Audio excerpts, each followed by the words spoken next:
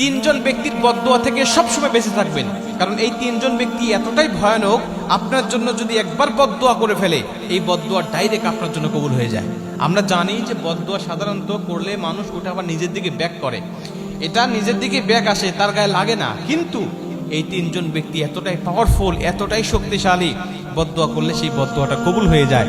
এই জন্য সবসময় সাবধান এবং সতর্কতা অবলম্বন করবেন, যেন এদের মুখ থেকে আমার জন্য বদদোয়া না বের হয়, আমি যেন তাদের কাছ থেকে সবসময় দোয়া নিতে পারি। এই তিনজনের মধ্যে প্রথম নম্বর হলো নিজের মা এবং বাবা। এই মা বাবা এতটাই পাওয়ারফুল শক্তি, এতটাই পাওয়ারফুল ব্যক্তি, এরা যখন সন্তানের জন্য দোয়া করে আল্লাহ পাক এই দোয়াটা বুলেটের মতো কবুল করে নেয়, এটা আর মিস যায় না, এটা দোয়া কবুল হয়ে যায়। আবার বদদোয়া যদি করে এই বদদোয়াটাও কবুল হয়ে যায়।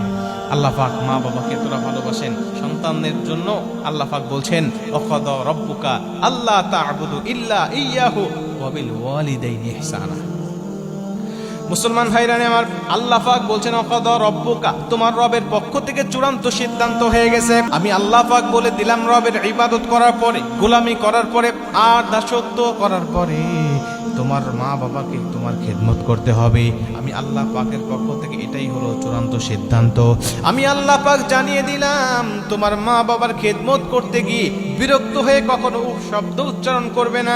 তোমার আচার আচরণে তোমার মা বাবা উফ শব্দ উচ্চারণ করা তো দূরের কথা, তুমি নিজেই যেন বিরক্ত হয়ে উফ শব্দ উচ্চারণ করো না। আল্লাহ পাক নিজে সতর্ক করে দিচ্ছেন তার বান্দাদেরকে, মা বাবার জন্য এমন বক্তব্য দিচ্ছেন। মুসলমান বন্ধু আমার, ওই মা বাবা যদি আপনার জন্য একবার বদদোয়া করে ফেলে, নবীজির হাদিস অনুযায়ী বোঝা যায় সেই বদদোয়াটা কবুল হয়ে যায়।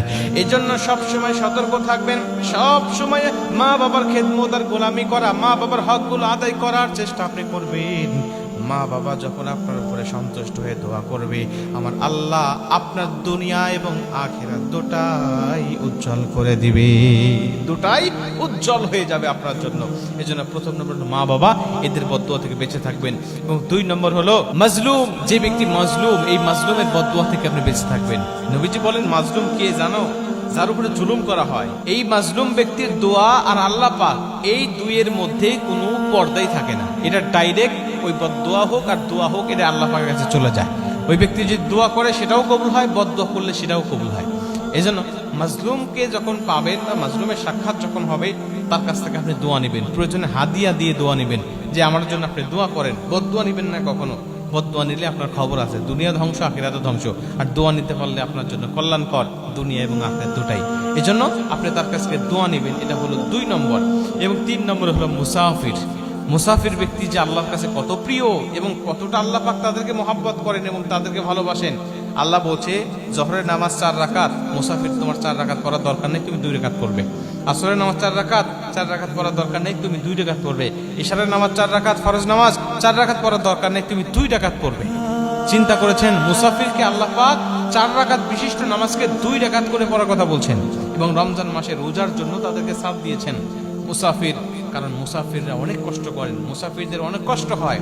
এই কষ্টের কথা চিন্তা করে আল্লাহ পাক তাদেরকে ইবাদতের জন্য স্যাক্রিফাইস করেছেন, আল্লাহ পাক তাদেরকে কমায় দিয়েছেন, সহজ করে দিয়েছেন। এই মুসাফির ব্যক্তিকে যদি কেউ গালি দেয় বা কষ্ট দেয়, আর এই মুসাফির ব্যক্তি যদি তার জন্য বদদোয়া করে, আল্লাহ পাকের দরবারে ডাইরেক্ট কবুল হয়ে যায়।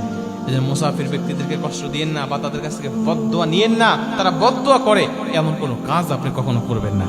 অবশ্যই চিন্তা করবেন তাদেরকে খুশি করা এবং তাদের কাছ থেকে দোয়া নেওয়া, তাহলে তাদের দোয়াও কবুল হবে। আল্লাহ পাকের কাছে আপনার দুনিয়া আখিরাত দুটাই আল্লাহ পাক উজ্জ্বল করে দিবে।